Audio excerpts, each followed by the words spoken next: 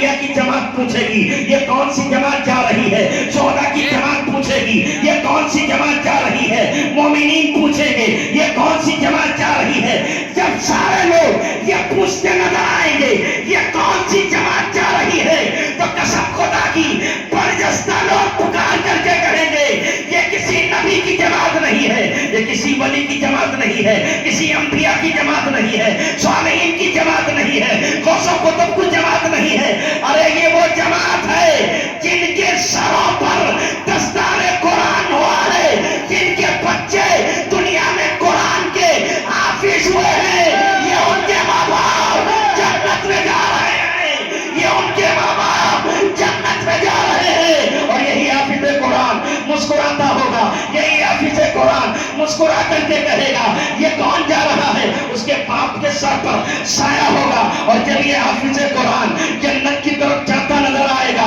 اب عزیز مسلمانوں غور سے سننا، کلیجہ منہ کو آتا ہے، جب یہ جماعت جنت کی طرف جائے گی، ان کے والد گرامی جنت کی طرف جائیں گے، جیسے ہی دائنا قدم رکھیں گے یہ بچہ کھڑا ہو کر کے کہے گا اے خداوند قدوس، ہاتھ جوڑ کر کے کہے گا اے خداوند قدوس، میرا باپ تو جنت میں جا رہا ہے، میرا بھائی بھی حقدار ہے جنت کا، کہا تیرا بھائی کہاں ہے، کہا اس بھائی کو بلاؤ، وہ بھائی بھی آئے گا، اس کو کہا جنت میں یہ کیوں جائے گا، کہا میرا بھائی مجھ کو کہا تھا حافظ قرآن بچہ پڑھ لے، جب تو قرآن کی تعلیم پڑھے گا، اگر میرا بھائی نہ ہوتا تو میں قرآن کی تلاوت نہ کر پاتا۔ اللہ اکبر، اس بھائی کو جنت میں داخلہ دیا جائے گا۔ اتنے میں وہی بچہ کھڑا ہو کر کے کہے گا اے خداوند قدوس، میری ماں یہی کونے میں ہے، میری ماں کو بھی جنت میں بھیج دے، کہا اس کو جنت میں کیوں بھیجوں، یہ تو گنہگار ہے، یہ تو پاپی ہے، یہ تو بے نمازی ہے۔ اتنا کہنا تھا، یہ بچہ رو کر کے کہے گا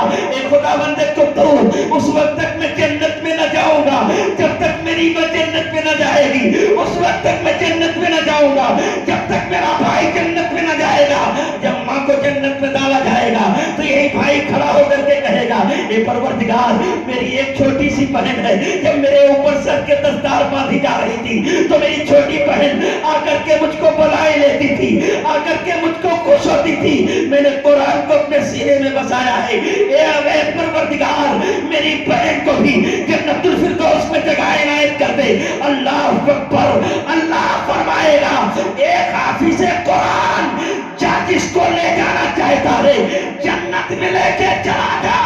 اور یہ حافظ قرآن جنت کا پروانہ لے کے ہوئے خداوند قدوس کی بارگاہ سے لوگوں کو جنتی بنا کر چلا جائے گا۔ اتفاق سے جب اس کو کہا جائے گا تیرا بھائی بھی جنت میں چلا گیا، تیری ماں بھی جنت میں چلی گئی،